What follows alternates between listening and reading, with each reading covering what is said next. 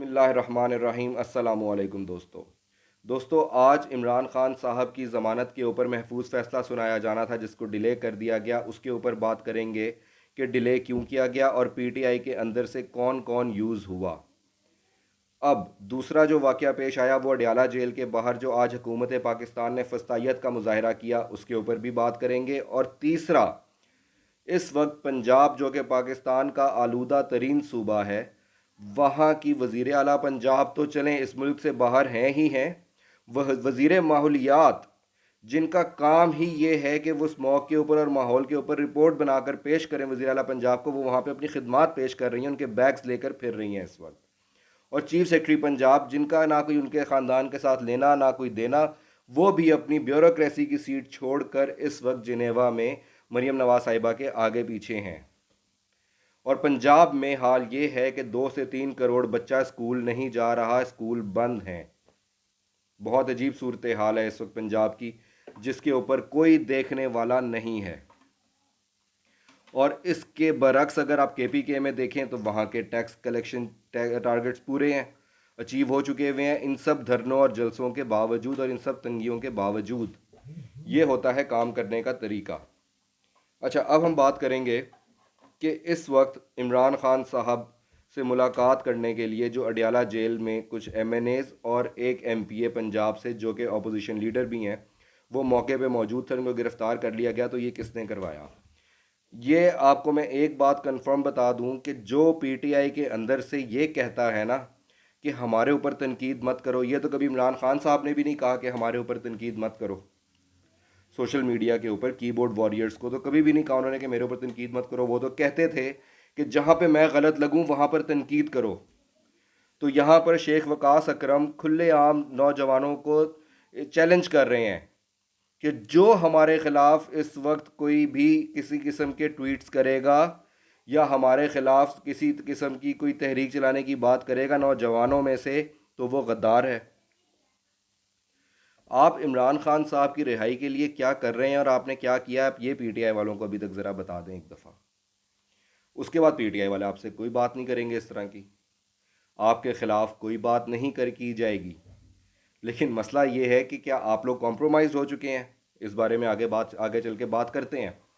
अच्छा, अब शेर अफजल मरवत वो भी ये बात कर रहे हैं कि सोशल मीडिया वालों को हमने नहीं लगाया इस काम के ऊपर। तो सोशल मीडिया वाले ये कौन है? ये दोस्तों बड़े तरीके से ये सारी गेम खेली जा रही है उन लोगों की जानिब से कि किसी तरह लोगों को डीमोरलाइज अब करना शुरू कर दो इस मुल्क की नौजवान नस्ल को, और फिर देखेंगे कि अगर ये डीमोरलाइज हो गए तो कोई रिहाई नहीं, कोई रिहाई नहीं इमरान खान की। और इसके ऊपर काम किया जा रहा है और जो लोग ये बातें कर रहे हैं वो किसी हद तक कॉम्प्रोमाइज्ड हैं। मुझे पता है कि इसके ऊपर बहुत लोगों को बुरा भी लगेगा, लेकिन आप लोगों को वक्त बता देगा कि ये लोग किसी हद तक कॉम्प्रोमाइज्ड हैं, बिल्कुल हैं। दूसरा, जो आज फस्तायत का मुजाहरा किया गया पाकिस्तान की हुकूमत की तरफ से, ये बिल्कुल वही काम किया गया है, ये बिल्कुल वही काम किया गया है कि जब एक होता है ना कि गीदड़ की मौत आती है तो वो शहर की तरफ भागता है। तो अब ये सिर्फ और सिर्फ घुंघरुओं से मट्टी झाड़ रहे हैं और ये कुछ नहीं कर रहे। ये कोशिश कर रहे हैं कि जितनी फस्तायत हम फैला सकते हैं, हम कर सकते हैं, हम कर लें ताकि सियासी शहीद बनने का मौका हाथ से ना जाए और हमारे पास कोई ग्राउंड्स हों बयानियाँ बनाने के लिए कि इन पॉइंट्स के ऊपर हम कह सकें कि हम सियासी शहीद बन गए।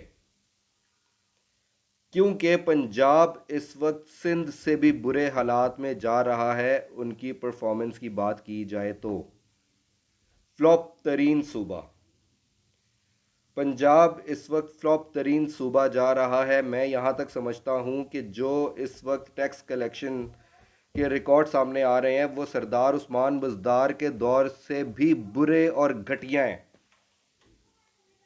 बेतहाशा बेतहाशा नुकसान हुआ है पंजाब का। और आज मैडम चीफ मिनिस्टर वहाँ बैठकर ये कह रही हैं कि 6 से 7 साल लगेंगे, तरक्की शुरू हो जाएगी। तो आप लोग इलेक्शंस में क्या कह के आए थे? आप लोग इलेक्शंस में तो कह कर आए थे कि बस ये 2 से 3 महीने के अंदर आप लोग देखेंगे, क्योंकि हम तजर्बाकार हैं, 40 साल से हम चला रहे हैं। तो जब आपसे लोगों ने पूछा कि जी 40 साल से आप लोग इस तरह से चला रहे हैं, तो आप लोगों ने कहा इनको उठा लो। शऊर क्यों आ गया? तो मैडम लोगों में शऊर आ चुका है।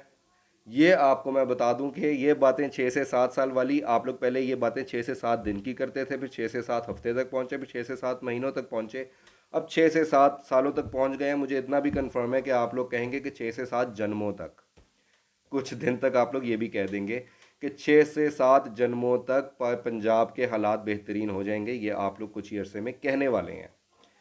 तो मरीम नवाज साहिबा, मैं आपसे यही कहूँगा कि 6 से 7 महीने, साल, 6 से 7 जन्म छोड़ दें। हमें पता है कि आपका एडमिनिस्ट्रेटिव जो कैलिबर है वो क्या है, ज़ीरो है। आपको लिखना भी नहीं आता, आपको पढ़ना भी नहीं आता। आपके वालिद साहब जो भी हैं वो कम अज़ कम तकरीर जो है वो पढ़ के कर तो लेते थे, आप तो वो भी नहीं कर पाती।